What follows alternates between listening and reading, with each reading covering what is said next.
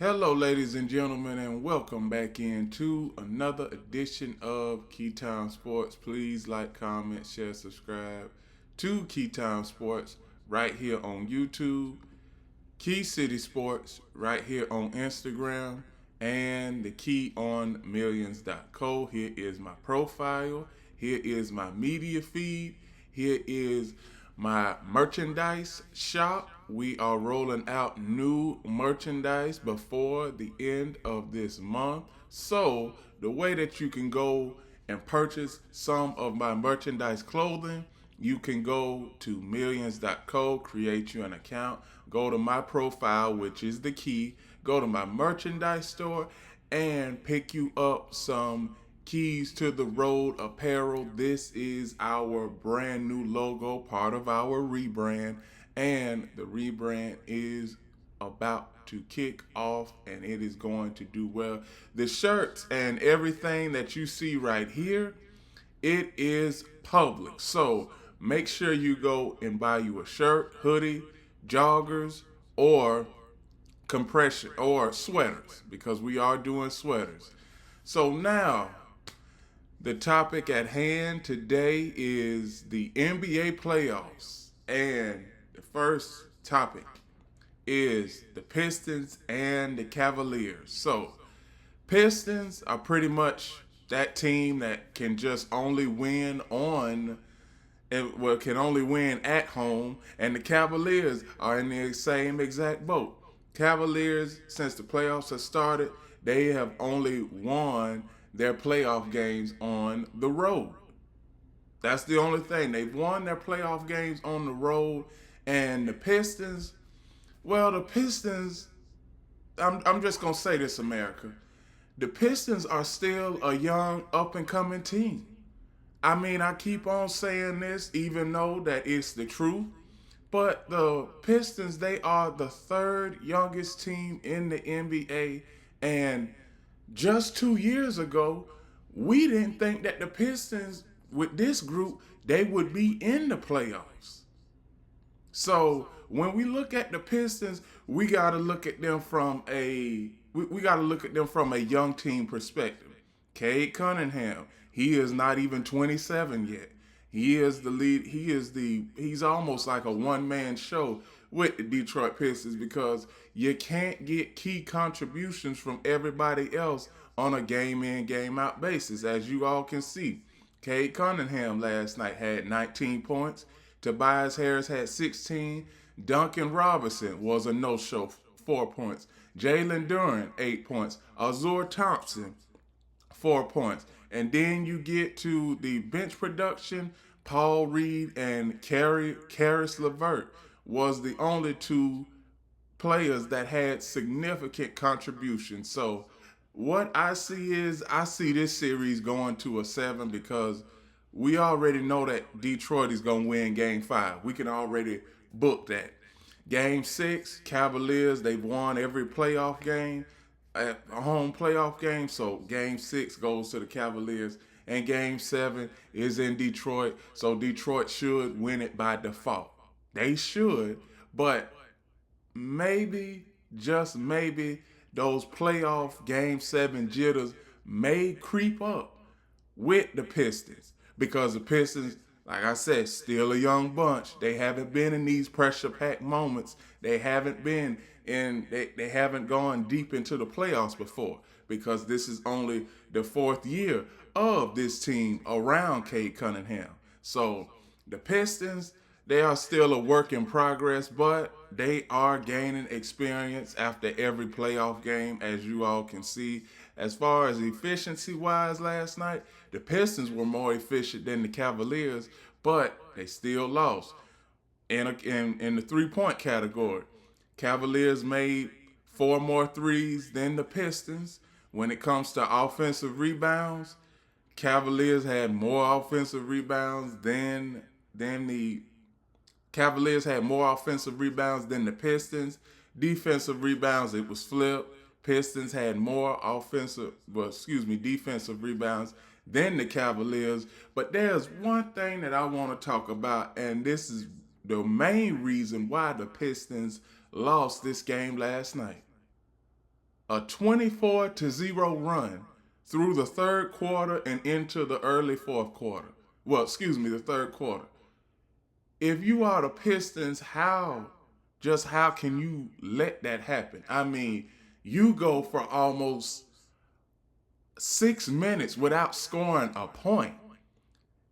And those are the type of shooting droughts that I say that cannot happen when it comes to a team trying to win a series or trying to get further into the playoffs. You cannot go scoreless for 6 minutes because the game can flip in a matter. It could do a 180. It could be turned in a 180 degrees. That's exactly what this game was for the Pistons because I can tell y'all the Pistons they had somewhat of a 7 point lead, but then all of a sudden that 24-0 run, 24-0 run the Cavaliers went on, and the announcer said that it was a cavalanche. It was a cavalanche last night, but outside of that, you had contributions from the Cavaliers when it comes to Donovan Mitchell. He had 43 points. James Harden had 24. Evan Mobley had 17. Jared Allen, he was 1 point away from double figures. Dean Wade didn't score. He was out. He was just a body out there. But like I said, the four people that I've been saying throughout the entirety of the series that can control the series for the Cavaliers, all of them scored last night. Now, can the Cavaliers keep this momentum up? Or are the Pistons going to bounce back and try and push the Cavaliers to the brink of elimination on their home floor in Game 6? But we can go ahead and we can say future outlooks for the Cavaliers and the Pistons.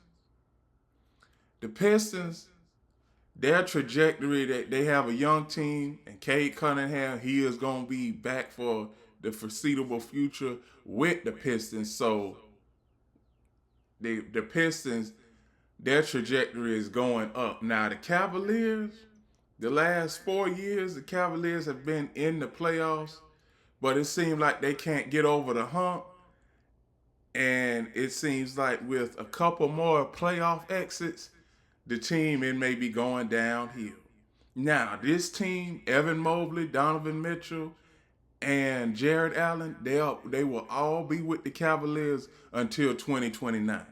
But the Cavaliers, you're gonna start to teeter downhill. You're gonna start to teeter downhill because there are more teams in the East that are better than the Cavaliers. And the Pistons, I'm going to tell y'all something. The Pistons, they're going to make it to the playoffs 3 of the next 4 years. I could see that. Probably every year for the next 4 years. But obviously this series is going to go to a Game 7 no matter what. And the New York Knicks are just waiting on who they will be playing because the New York Knicks, they did sweep the 76ers over the weekend. The Thunder, they ended up sweeping the Lakers last night, and that is going into my next point because I got some things that I got to cover. Now, there are some people that are saying that, when it comes to NBA great players, it's bad if an NBA great gets swept. I'm going to tell y'all, it's a lot of NBA greats that have been swept over the years. But before I get into that, let's talk about last night's game. Now, JJ Redick, hey, I like JJ Redick as a head coach, but last night some of his coaching techniques didn't help out. I mean, if I was in the Lakers situation last night, I would have been saying there's no way we gonna get eliminated on our home floor. That's just something that I just have in my mind to where it's like, okay, if we gonna lose this series, we gonna lose this series on the road. Now, I know a lot of people are saying, what point are you making? The point I'm trying to make is that You don't want to lose at home in front of your home fans. You don't, and you want to have a fighting chance. So Rui Hachimura, he had a good game last night. But before I get into the Lakers, OKC Thunder back in the Western Conference Finals, third straight year, trying to go for a repeat. They may possibly get the repeat. And for starters, Thunder, Isaiah Hartenstein, 5 points. Chet Holmgren, 16 points. Shai Gilgeous-Alexander, SGA, 35 points. Lucas Dort, 6 points. AJ Mitchell, 28 points. Now, those were 28 valuable points. I thought AJ Mitchell would come off the bench, but the head coach, Mark Danigault, he put him in the starting lineup. Bench production for the Oklahoma City Thunder, non-existent, but they really didn't need it last night because obviously, like I said, before the series started, the Thunder, they didn't even have to give their best effort because they had more efficient scores than the Lakers did. Now, as far as the Lakers won. I'm gonna choose my words wisely because what I really want to say, and if I would have done a show immediately after the game last night, and what I would have said last night wouldn't have been fit for YouTube airwaves, Instagram airwaves, or or Millions.co company airwaves. So as far as the Lakers, we've gotten to a point to where it's the same three things that have hurt them over the past 5 years and since the 2020s has started. Now, credit. The Lakers, they won championship in 2020. We all get that. But 2021, they started showing they started showing schematic flaws. And when it comes to their team schematics, it seems like it was just okay, LeBron, Anthony Davis, and then it was just everybody else. And even this season, it seemed like it was Luka, Austin Reeves, LeBron, and then everybody else. There was quite a few times throughout this season where you had Luka bringing the ball up the floor all the time, but Austin Reeves needed the ball and LeBron needed the ball. Now, LeBron, he was the third option for the majority of the season, but coming into the playoffs, he had to come back to the first option. Now, Lakers, one thing that I can say, the Lakers, they need a center. They do. Because DeAndre Ayton, I want somebody to clip this. DeAndre Ayton, he is going to be he's in the exact same situation that Ben Simmons was in. Able, and I do mean he's able to dominate the game. And even last night, as you all can see, he had 21 minutes and only 6 points. What is that? What is that? It seems like that. Seems like with DeAndre Ayton, his feet was nailed to the floor. That's what it seems like, and that's one of the reasons why it's like if the Lakers are going to trade DeAndre Ayton, ship him out. Just ship him out right now, or just ship him out for a bag of chips, for crying out loud. Because I believe he's a bargain. Because I don't even think that DeAndre Ayton is worth that. You all saw how DeAndre Ayton was in Phoenix. And Phoenix, they shipped his ass out after that game 7. They shipped him out after that game 7. And DeAndre Ayton, you gonna find yourself out of the league in about another year and a half because you do not produce any valuable minutes. You didn't produce any valuable minutes with the Phoenix Suns. You haven't produced any valuable minutes with the Lakers, and you possibly won't even produce valuable minutes with the other teams that are possibly interested in you. Now, reportedly speaking, nobody is interested in DeAndre Ayton at all because he is a big guy. He is 7 foot. His feet are nailed to the floor, and he is a defensive liability at best. And when it comes to his efficiency and his scoring averages, they fluctuate up and down all season. And it got to a point throughout this series and season where JJ Redick said, "I can't play Aiden. I can't play Aiden." And you are putting the head coach in a tough situation. When you are the best center on the team and the head coach can't even play you, man, Lakers, go ahead and trade DeAndre Ayton. I will help you personally trade DeAndre Ayton because trade him to the New Orleans Pelicans. And the Lakers, they need to draft a dominant center because DeAndre Ayton, he ain't gonna cut it in Southern California. He not. He's not gonna cover it in Southern California. He didn't cover it in the Valley. Just get him out the league. If there's a player that doesn't need to be in the league anymore, and I'm going as far as saying that he's just downright straight trash. He's a bona fide scrub. After those first 3 years with the Phoenix Suns, he has just been god awful. He is. I could do better than what DeAndre Ayton did last night. If Lakers put me out there on the floor, I can give you 25. I can give you an easy 25. But the Lakers, they have more problems than just DeAndre Ayton. Austin Reeves, he had 27 points, so he may want a contract extension. He may. LeBron, who knows? Does he come back? Does he go to another team? Or does LeBron just end up retiring? Now, he did say within the next few weeks he will talk to his family and give his decision. But if LeBron does come back to the Lakers, they need a dominant center. They need a dominant center badly.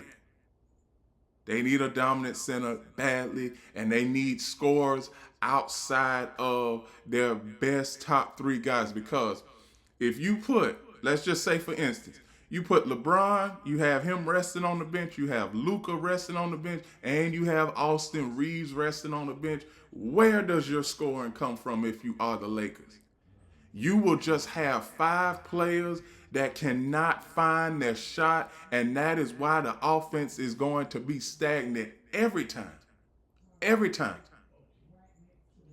So now that is why the Lakers are in this situation and trying to find more dominant scorers that can help Luka Doncic.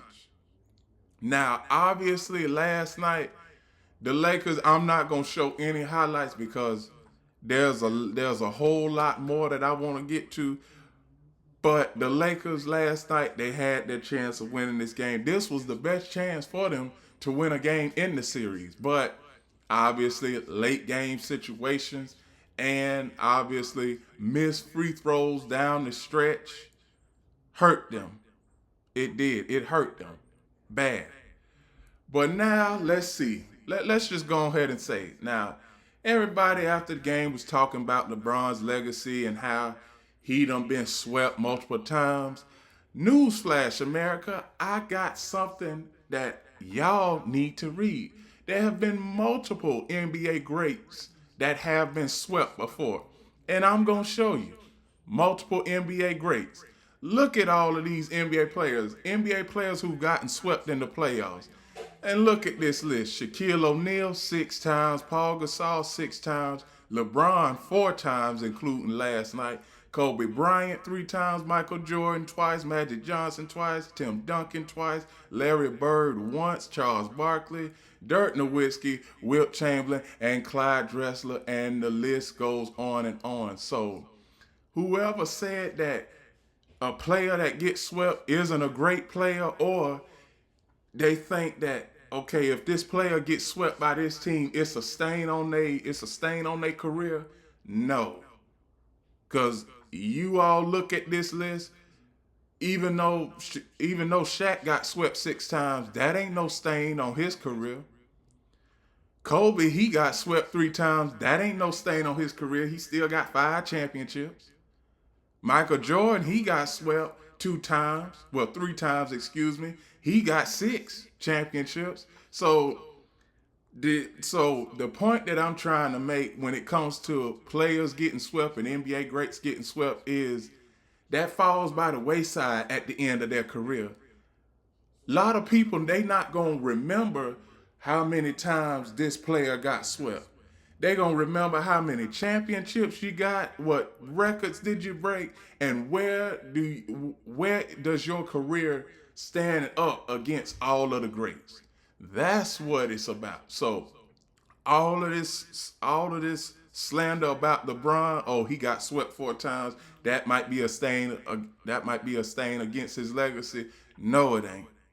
No, it ain't. And that's for all you LeBron haters out there. No, it's not, because if you go to, as far as the top 1,000 players in NBA history, LeBron is in the top 20.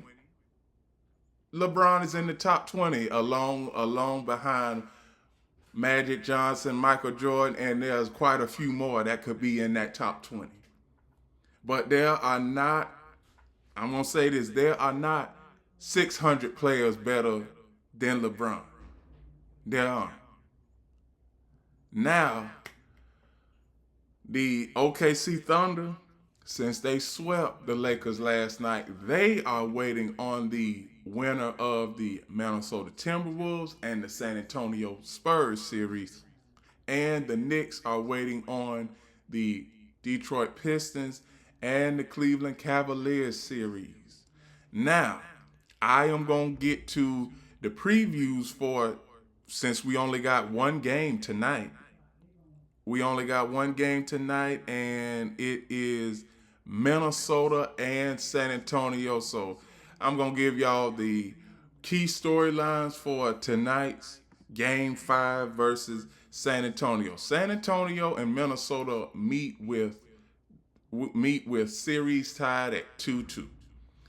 The Spurs are 36-16 in conference play, and basically this was pretty much, same thing that I read during before the series started. So the Spurs, one thing that I can say about them is Victor Wembanyama, he will not get suspended. So that is not going to be a series altering game tonight, but it will be a series altering game for one of these teams, whoever wins.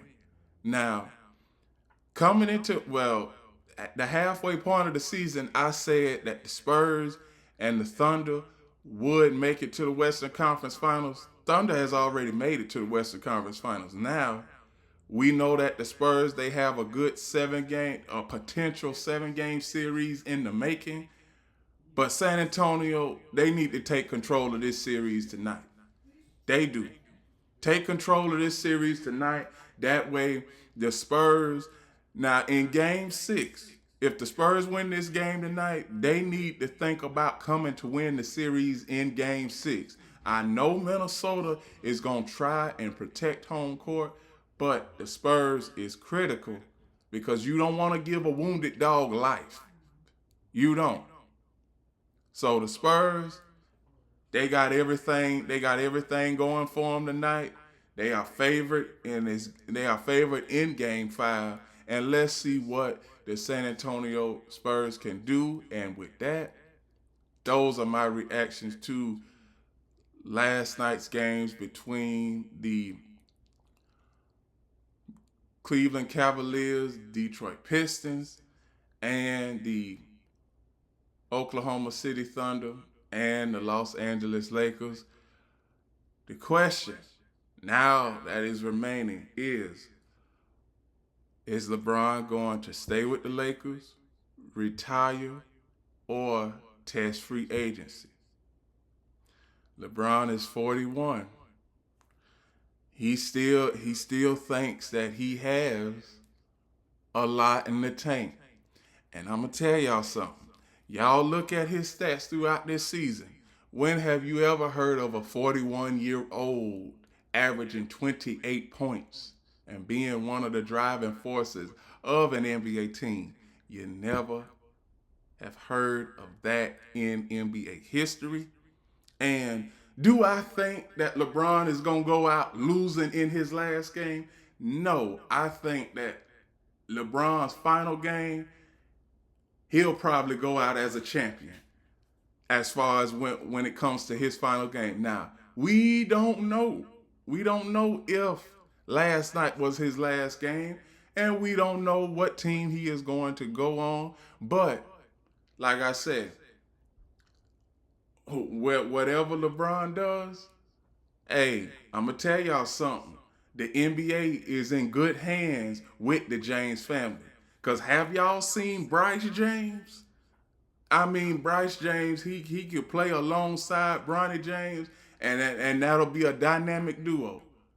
Now, personally speaking, I believe that if Bronny and Bryce play together, that'll be a playoff team. Whatever team they play on, it'll be a playoff team.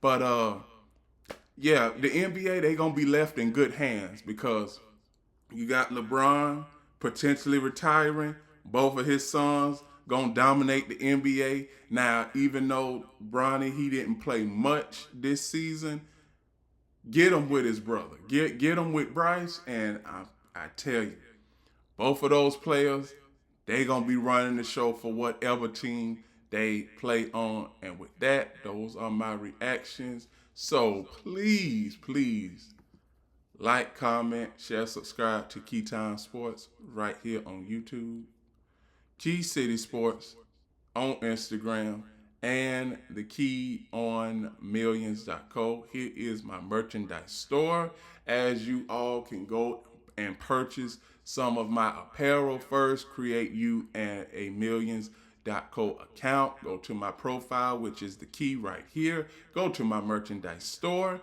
and purchase you Keys to the Road apparel, and it will be delivered right to your door. All processing, shipping, and handling is already handled through the company Millions. And here is my media feed so that you can go and look at my previous soundbite segments. I just did 3 sound bites from yesterday's show. And remember, everybody, one last thing: the key is always on time.